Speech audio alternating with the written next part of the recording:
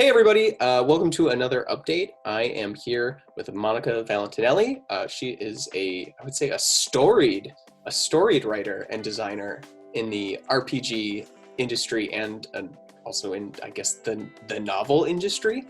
There's probably a better way to phrase that. But anyways, what I mean to say is I'm excited to have Monica here. She is a really awesome, experienced writer, tied to some really great games. So hey, welcome, Monica. Hi, I'm happy to be here. Welcome to Pirates. Yeah. Welcome to Sea of Legends being like a real public thing after 9 months of working on it. So it's nice to actually be able to talk about it. Now you have, I've done my very deep Wikipedia research to learn all about you for this interview, so I can grill you. No, I don't even know what's on Wikipedia at this point anymore. I was just impressed. I was like, okay, so you like started out with like Steve Jackson and Onyx Path, but instead of me going to that, I'm just kind of curious, like, how did you start getting into working in games, and like also why? What drew you to games? So it's actually kind of a funny story because I'm one of those perpetually creative types. Like, I've tried to do many different jobs, but I'm a creative person through and through. That's just what I'm wired for. And I went to school for creative writing, but one of the things that they don't tell you about being a creative writer is how to make money at it. Like, it's like there's the craft aspect of it, and then there's the business aspect of it. And I was stabbing at the business aspect of it without really knowing anything, but thinking I had some sort of plan, because that's what you do when you're, confident and young and all those sorts of things. So I kind of stumbled around for a while, because being a creative in a world that is not geared towards supporting creatives is really challenging. Because the way that I move through and see things is a little bit differently than the way everybody else moves through things. For example, when I knit, I don't know how to knit. I'm just basically making it up as I go, and it drives people crazy. They're like, how can you do that? Shouldn't you be like taking out measuring tapes and all these other kinds of things? I'm like, no, first of all, no. I'm just playing around, having fun, seeing what happens. And that drives some people crazy. So is that also a metaphor for how you have planned and progressed your life? Is that what you're saying? Not really. Okay. The metaphor for how I planned and progressed my life was, I thought I had a plan, and things turned out very differently. Like, chaos tends to be more of what happens with me, because there's 1,000 things that you can't control. Mm-hmm. One of them that you can't control as a writer is where you can find work. Because there's the cultural aspect of it at that particular company, but then there's also like, are you a good fit? Is your work a good fit? Etc. So when I first started, and coming from literary land, which is very, scarves and pearls and how to write for, the New Yorker. It's not an army of guys in sweatshirts and beards. No, I believe that's called engineering. Okay. Coming from that land and stumbling around for a while and not knowing what to do, I just basically fell into it. Somebody was like, well, RPGs love a lot, need writers, they love world building, they love all the things that you do. You have a literary background. There was a game called Nuamenon, which was based off of and inspired by Franz Kafka's Metamorphosis. So you play giant bugs in this mansion called the Silhouette Rouge, and my very first writing assignment, which basically I submitted to see if the writing was decent for them, and that's how I got in. It was a frenetic fairy ball, and I was just having so much fun with the world building and thinking about like the whirling dances and all different sorts of things. Well, that was my introduction, and then from there I did a whole bunch of small press, just working on basically whatever I could get my hands on, because I really enjoyed the work. I mean, world building is my jam, for sure. It's a lot of fun. Yeah, it's pretty cool when you're like, oh, I can also maybe get paid to do this and eat on top of that. Right. And not that there's anything against ramen, especially now. in a COVID world. Yeah. But ramen. Right. So that, I mean, a lot of things you're saying, I feel like they personally really resonate with me as a fellow creative writing grad who had to figure out what the heck they were going to do. Right. But it turns out interactive storytelling is really compelling, and I'm kind of curious, like from your perspective, as you've spent more time like in the literary world, like what is it about it, like interactive storytelling, that you think really makes it different and more compelling for some people? Everyone's got their own taste, but like what really do you think draws people in about it? What makes it special? Well, it's funny because the types.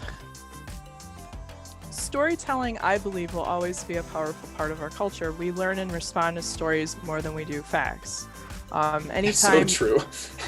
I mean, stories are a vehicle for truth, right? Whether that truth is wrapped in a little marketing-based package, or whether it's a political-based package, or whether it's just unicorns are awesome package. There's all different kinds of ways that you can wrap the little truth in.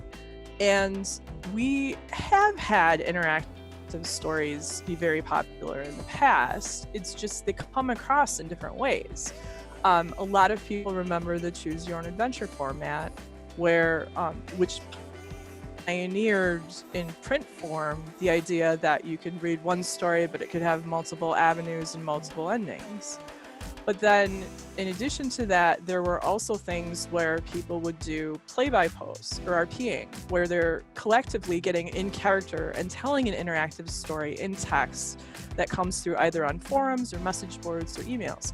And all of that precedes what this big renaissance, I call it a renaissance, of interactive fiction is, because what they're finding is that as storytelling changes, for example, if you watch a lot of movies in the 80s and you watch a lot of movies now, it's like more stuff happens in the movies and more rapidly because, you need to have your attention held, as opposed to, like a slow, that slow spy movie or a Hitchcock movie where every shot is intentionally, Right, and it simmers and builds very gradually. Yeah, exactly. Simmers and builds very gradually. Well, nobody's got the time for that anymore. So we're in this age where things need to happen more often. And I personally believe that the reason why interactive fiction grew out of that is because people can only be a bystander in those stories for so long. They want to feel like they're a part of that experience. Because when you feel like you're a part of that experience, the story resonates more. And then it becomes something that you feel you have control over. We may not have control over, whether or not it's going to rain tomorrow, but we can have control over what our character does in the story. And, especially right now, I feel like interactive fiction has a very compelling message. And that is, you are the star. No matter who you are the star of your own story. And that's what I think interactive fiction can do. Yeah, I find that experience to absolutely be true for me, and like maybe even beyond interactive fiction, and like I would say most interactive mediums like games in general, I think give you that promise a lot of times that through mastery you can sort of overcome, whatever odds are thrown at you. And you're right, that's a really comforting, because life is not always like that, for better or worse. But yeah, and that's fascinating to think too, is like having those moments to insert yourself in the story, to have input. That totally makes sense with like our attention spans being what they are, pulled in every direction. Yeah, I mean, 10 years ago, I think it was, there was some study that was done, and don't quote me on where the study is from. I have the book downstairs, but when that book was printed, it was talking about how we are bombarded with information and brands, and at the time it was something like between 4,800 to 5,000 like brand names, specifically brand names, as you go about your day, is how much you're bombarded with. Because from the food in your fridge to your appliances to all these other sorts of things. Now add on the layer of social media on that, whether it's Twitter or Facebook or Instagram, or TikTok or whatever you're reading, or etc. That's so much information coming at you. And what you said about the focus for interactive fiction is very true. I just got done writing some middle grade interactive fiction for an app called Wonder Stories. Wonder Stories was supposed to debut at South by Southwest, so we're still really excited about it and trying to get the word out. Middle grade is a really super fun age to write for. I wrote about a magical clown school. It's not quite wand magic, but it's not quite absurdist either. It's like somewhere in the middle. Like they have things like giggle powder and this book train where every section of the library is a different train car, and you know, so it's got that whimsy to it as opposed to anything else. But the gentleman that started it, Elliot, he did a bunch of research for it through MIT, and what he's finding is that yes, exactly what you said about the focus, it helps you focus if you have to make a choice. Yeah, I guess it requires you to focus now that I think about it, because the medium will not continue, the story will not progress. Yeah. You. Yeah, which I think is super important, especially for somebody like me who's kind of intimidated sometimes by Kindle, right? Because you go into Kindle and it's like, you were on page 27 of 1198. Yeah, it's so daunting that way. You're like, what? That's a lot of pages. And you know, and then I normally read very fat books, so if I grab a fat book, it's like 25,768 pages, and you're like, oh my gosh, I'm gonna be here forever. So no, I mean, it's actually really good that you brought that up, because I was curious, you know, with your background, like you've worked a lot in interactive fiction and with tabletop RPGs, and I was just curious, like, are there other projects right now that you're working on or that have come out recently that people should check out? So someone, or maybe I should phrase this another way, if someone wants to know, like, what's the essence of Monica Valentinelli, oh my gosh, like, where do they start, like, in your oeuvre? So it's funny you should ask me that, because this is the same conversation I've been having with my writing group. There was like deep sigh. Oh, this question again. No, it's not a deep sigh. It's just that for many years my plan, again, #plan, was to be project focused, because I didn't want to pigeonhole myself with the way that I like to write. But the challenge right now is, because everything that is in so much turmoil, I find myself turning back to my own projects again. So I'm wrapping up a manuscript for Hunter the Vigil 2nd edition, which I was developer for. If you like to hunt monsters, basically, with a narrative bent, this is the tabletop RPG for you. It's very, it resonates a lot with real world conspiracy theories, and it's got some like modern legends in it and whatnot, but primarily it's your back is up against a wall with you and your friends, and you know the darkness is out there and you need to do something about it. You feel compelled. What is the cost of that? How do you communicate what you want to do? What are your goals? Like, all of these things are very omnipresent in the game, and it's a really good game if you just want to fight some monsters, or if you want to take some time and really think about, like, oh, this person might be a monster. How does that affect me? Like, how does that affect my worldview? So there's like levels of depth that you can get into regardless of what style you like to play. That in general tends to be my style of tabletop RPG design. I really don't like to do or cater towards one style of play, because I recognize not only neurodiversity, where a lot of different people have different needs at the table, but I also recognize different player preferences. You know, some people just want to hit stuff. Yeah. I mean, you know, some people want to get treasure. Some people want to investigate a deep plot. And I feel like the best games that are out there can accommodate all of those styles of play. So I'm working on additionally some stuff for D&D. It's going to be my own stuff through community content for Ravenloft, because that is a beloved setting. It is a beloved setting. Well, I'm doing a campaign about something that I've wanted to do for a long time. It's a very personal thing to me, but I have this obsession with the fact that the Mist with the Mysteries of the Mist, and this campaign is about that.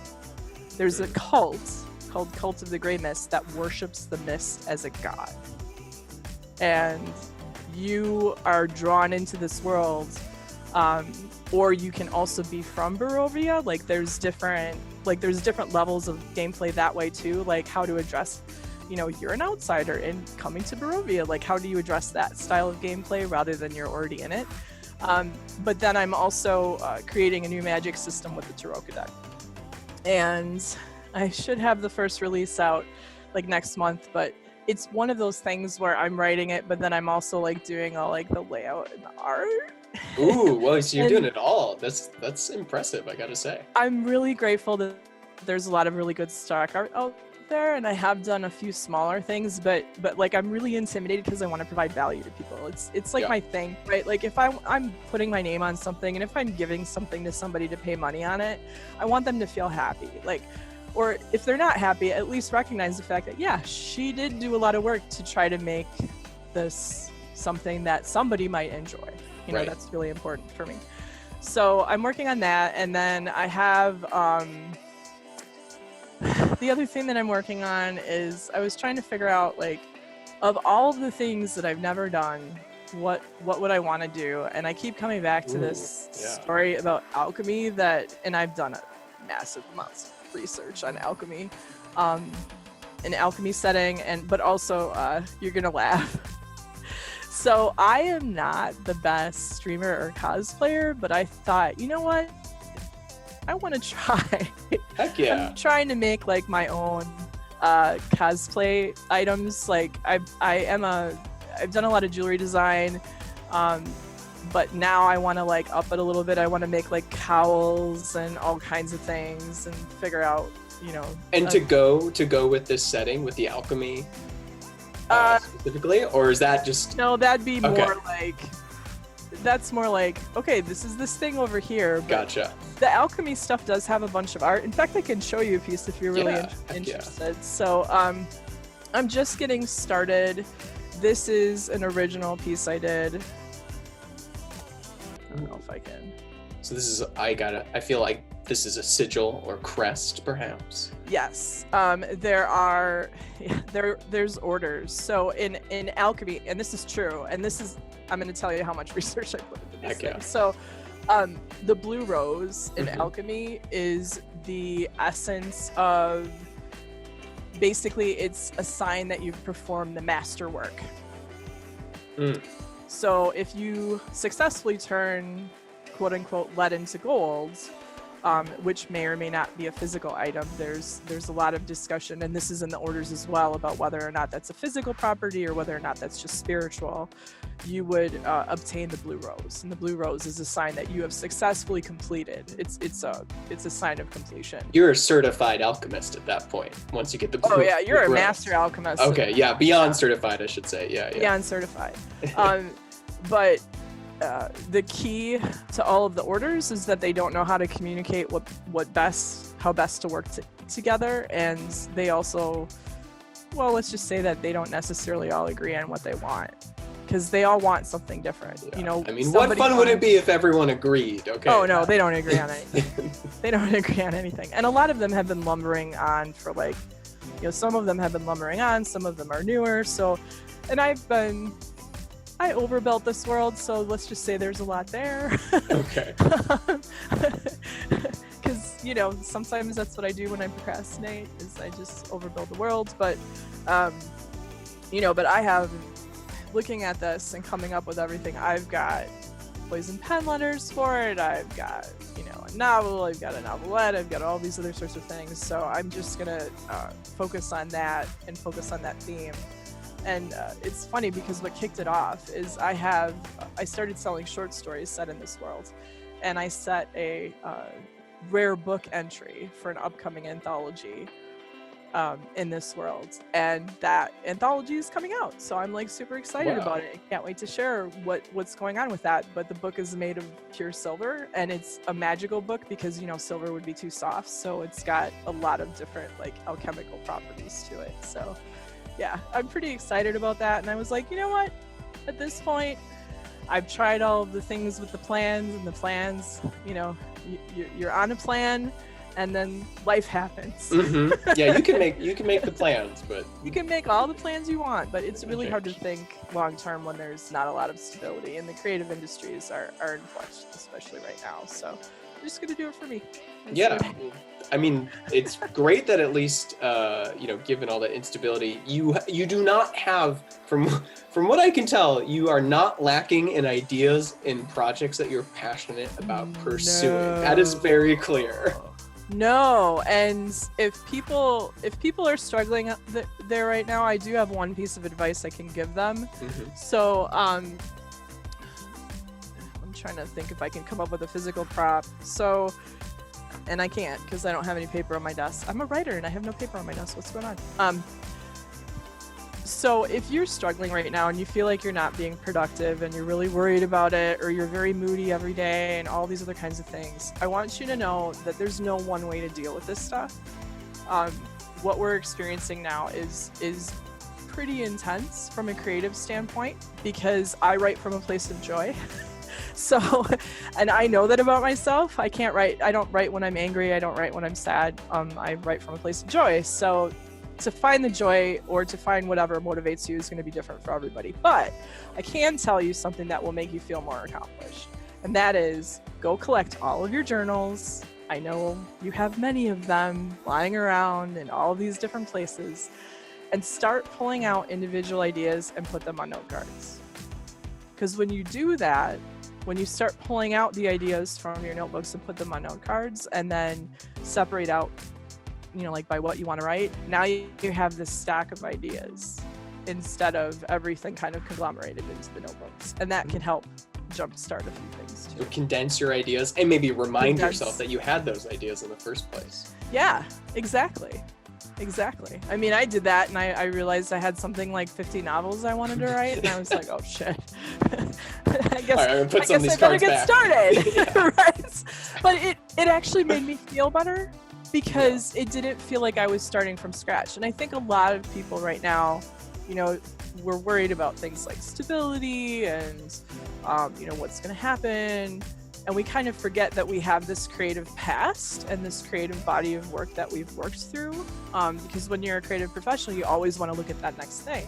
Sometimes it's worth going back and taking a trip down memory lane to see what you got, because that could be very helpful too.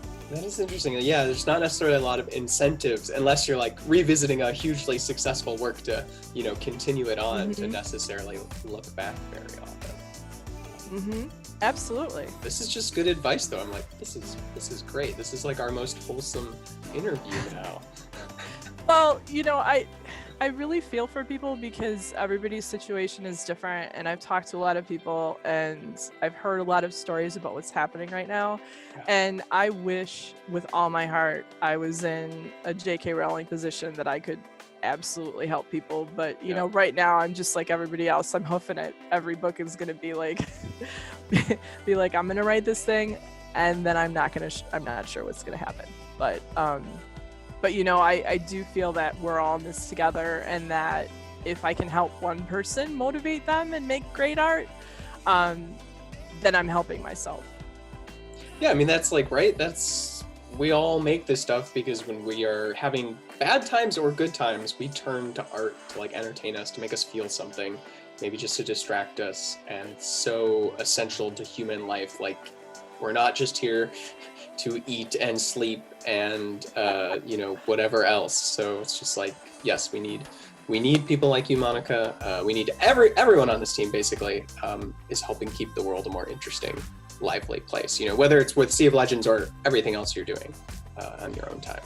Yeah, and we'll see what happens. I mean, I keep saying that, but that's basically my mantra for comforting myself. I call it the chaos timeline. We don't know. We really don't. We don't. And I don't trust anyone who says they do. No, we just don't know. Yeah. Well, I'm curious for, you know, anyone who is a fan of your work, you know, what can they expect? You know, what might they like about Sea of Legends? Well, it has cultists in it. There's some creepy stuff. Yeah. Creepy stuff. So I remember the first time I was looking at how it was put together, and I really enjoyed some of the mechanics for it, because the mechanics to me felt very intuitive, as opposed to something that you just have to. I like mechanics to flow where I don't necessarily have to think about it, because I'm very narrative focused. So for me, I like things to, just not have there be like a little stop sign that says, okay, stop, and now we have to roll for this. And I felt that Sea of Legends with the fiction element, it kind of reminded me what I love about this type of game, and that is, you want a vested interest in competing with your or cooperating with your fellow players, or backstabbing your fellow players, or etc. Like you want to have a reason why you're doing these things other than I'm being a friend or a jerk or whatever. It's like you need to have some narrative element for it. And when I was looking at all the different factions and the different things you could play in Sea of Legends, I was just laughing about the cultists, because it made so much sense to me that there would be an undead faction and there'd be some creepy cultist who is pretending to be on the up and up, but he's really not. So I kind of latched on to Father Antonio as just somebody I could totally envision in a close to us reality. Yeah, that's like kind of the game is like it's taking one step, one step out of reality. Yeah, and I could totally envision somebody like that coming in with the, you're the chosen one, while making all these nefarious plans. And that, I was like, I could totally write that. Yeah, you just like, it kind of made me think of like some Flannery O'Connor stories where it's like the Bible salesman comes over and you're like, I don't think this guy is completely a good guy, or a used car salesman. I don't know. He's a used body salesman. I don't know. Well, he's a used car salesman who's using Bibles to sell skeleton. I appreciate you trying to make sense of what I said there. See, I was trying. We did not prepare. There were no notes. I didn't give Monica any warning, and she just has to roll with this, and she's doing a great job.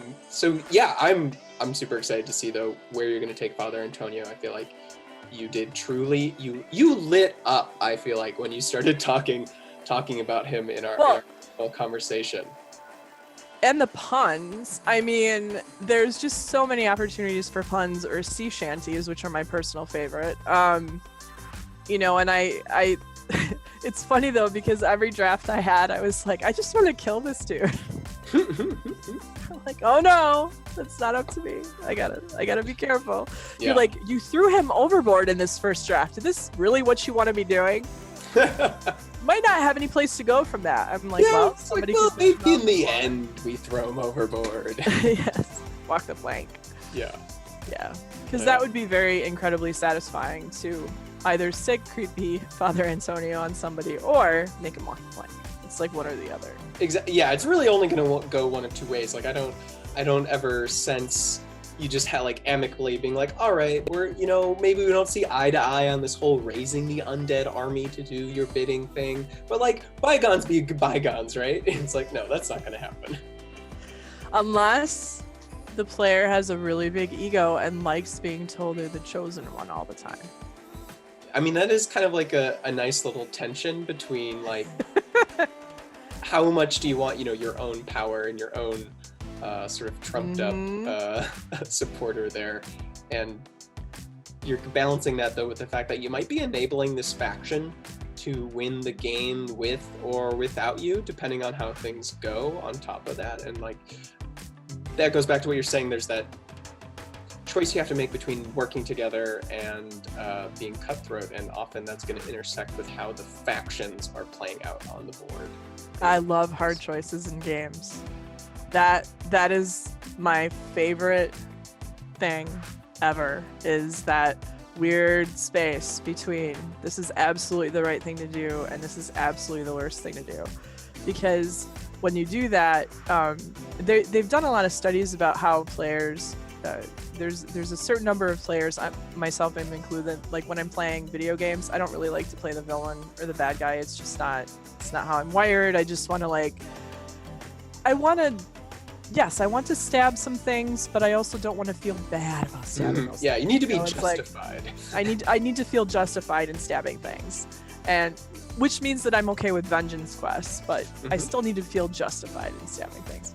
And with the morally gray, you're giving people less clear choices, and that can be really good provided the benefits of those options are clear.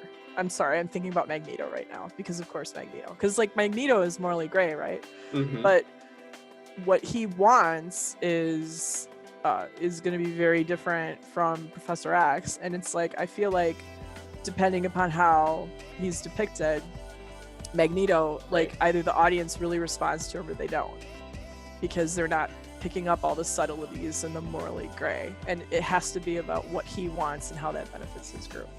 And yeah, I mean, about here. I was gonna say that character too, depending on how, who's writing him, how he's being portrayed in the comics, like either you see him as a very justified potential, sort of rebel, or like very much like an extremist sort of terrorist, essentially, even if his goals are kind of fair, he's fighting for mutant rights.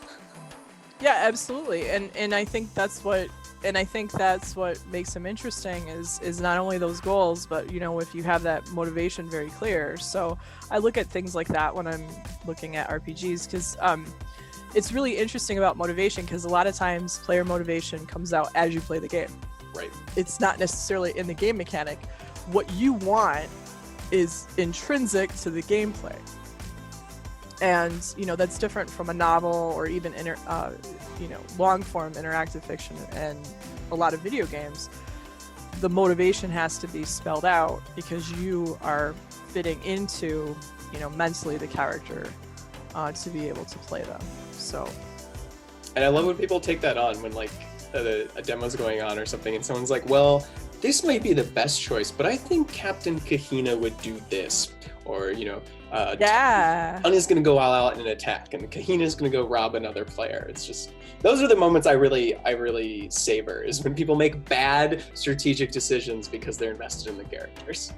Yes, absolutely. Yes, absolutely. And I think a lot of the characters will be even more iconic as we apply these scripts and the interactive fiction element to it, because that's what I want when people look at Father Antonio. It's like, I think he would do this, and that means that I did my job as the writer to make sure he was creepy but also useful. Yeah, on that note, I'm curious, do you think most players when they experience your adventure, do you think most players are gonna team up with Father Antonio, or do you think they're gonna maybe be more like your original impulse and end up tossing him overboard? That's a good question. I don't know, because I didn't create just one opportunity to get benefits in the story, and I did that intentionally in case, going back to the different playing styles, I got really excited about the loot.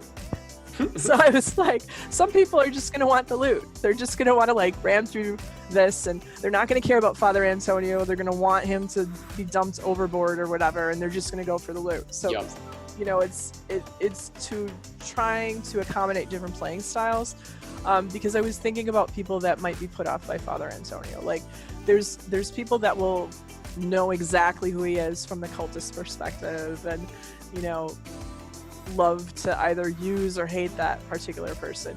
And there's people that are just going to want to stab them in the face. I mean, that's just how people are going to respond. He's ultimately kind of a bad guy in the grand scheme of things, so that's fair. Yes, he's not a true antagonist, but he can definitely fall into that realm, like because that is still unnatural. Like, you know, it's not like, oh hey, we're gonna run around with capes and be necromancers now, and we're like in this happy little, you know, union of super necromancers. Like they're usually not heroes, you know. They're usually bad guys. So that's also implied in there as well, and I think that's important as I think that's important for me to acknowledge, because there's going to be some players that they're going to totally love it and they're going to be like, yeah, let's just raise an undead army. And there's going to be other ones that will be like, I'm just going to go for the loot. Yep. Yeah, I'm definitely going to be raising the army every time you give me the choice. No doubt. Let's just see what happens. Exactly. That's just how I am. I'm definitely the person in the role-playing group that likes to make bad decisions on purpose. So. Yeah. Just mess things up. Very cool. But yeah, so that is just a little taste, just a little teaser of what we've been working on with Sea of Legends and with you, Monica. So I just want to thank you again for coming online to chat with me, and it's great to get to know you a little more. And I'm curious, so for folks who maybe want to learn more about you, find you, support you, are there other good places to do that? Patreon, etc. So I have a website. It's at booksofm.com. No, that M is not for Magneto. It's for Monica. Ah, of course. Oh, if only I could control that. How did I not realize that? Well, segue. Yeah. Small, tiny segue. The reason why my website is that is because it's easy to remember, because nobody can spell my last name. So instead of having monicavalentinelli.com, I decided to have booksofm.com because it was easier to remember and it fits nicer on a business card, and and then I can put my name underneath it. But that was the reason why I did that. I see. Either that or like change your name to like Smith or something, basically. Oh, I had a joke for years about how I was just gonna change it to V, but some people might not think of the same V that I'm thinking of. Okay. You know what I mean? Sure. I'm thinking of all sorts of connotations. Yes. Yeah. V for Vendetta. Exactly. There's also the Vengeance. There's also the aliens that were allergic to rat poison. There's all kinds of stuff with V. So, yes, maybe one day I'll just be so super famous, and the chaos timeline will turn it up so I can just write my name as V. But that day is not now. Excuse me for a second. Oh yeah, no problem. Sorry, Ryan, that will have to be edited out. No problem. We will. Bebo, if you're listening, this is the part we're editing out. Probably started the segue, because that was a really long segue for me. I feel your pain, though. I have a slightly tricky last name, so I stubbornly cling to it. Just like, no, you will learn how to put the S and the C and the H together. So I get it. Yeah, I just kind of laugh because I'm like, you can spell Tarantino just fine. What's wrong with Valentinelli? It's just one more syllable. That's all it is. Yeah, it's not. It's not hard. It's like medium difficulty at best. Like that's probably even overselling it. Aw, thank you. I appreciate you so much. Yay! Okay, so let me restart. Okay. So, just so we were talking about where people can find me. Yeah, and Books of M. Okay, so I will redo that part, and that way it'll give you a clear edit. Sure. Hi. So to support me, you can go to my website. It's booksofm, as in the letter M.com. And on my website, I have all of my news and releases. I'm teaching some online classes now through Cat Rambo. I'm also on, it's called Coffee, but it's spelled ko-fi.com. That's another place you can go, and then you can do a big search. I've got all of my games and stories. I've done a comic, and I've got some interactive fiction now. All of that is on my website. The one that I'm super proud of right now is Underwater Memories. So Underwater Memories was published by SubQ Magazine in February. and I remixed a soundtrack for it, so I'm really excited about that. You basically wake up very calmly in this beach ocean, and you forget who you are, but it's a lot more complicated than that. You forget who you are, because of course it is, because that's the point of interactive fiction.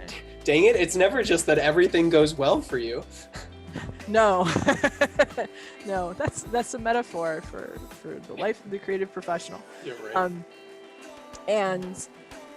But basically, as you take the choices in this story, you swim deeper into this ocean to find out not only who you are, but where you are and why you're there, and how that progresses. So I really had a lot of fun with that. I did really enjoy remixing the music, and I'm hoping to get back to it. It'd be great. And that was Underwater Dreams? Underwater Memories. Oh, Memories. Thank you. Underwater Memories. I was like, we should start Sea of Legends book club right now. Everybody check out Underwater Memories and report back. Tell us what you think, and especially about the remix music. Oh yeah, I would love to hear. I would love to hear people's comments on the remix music, because if they dig it, then I can put together like some writing compilations and stuff. I would love to do that. It'd be super fun. Heck yeah, that's half the fun for me personally of chatting with you, is just learning more about the cool stuff you've done and getting a chance to check it out. So I am certainly gonna check it out. Musician here. Multimedia artist here. Heck yeah. One day I'll feel comfortable calling myself that. Right now I'm just hustling.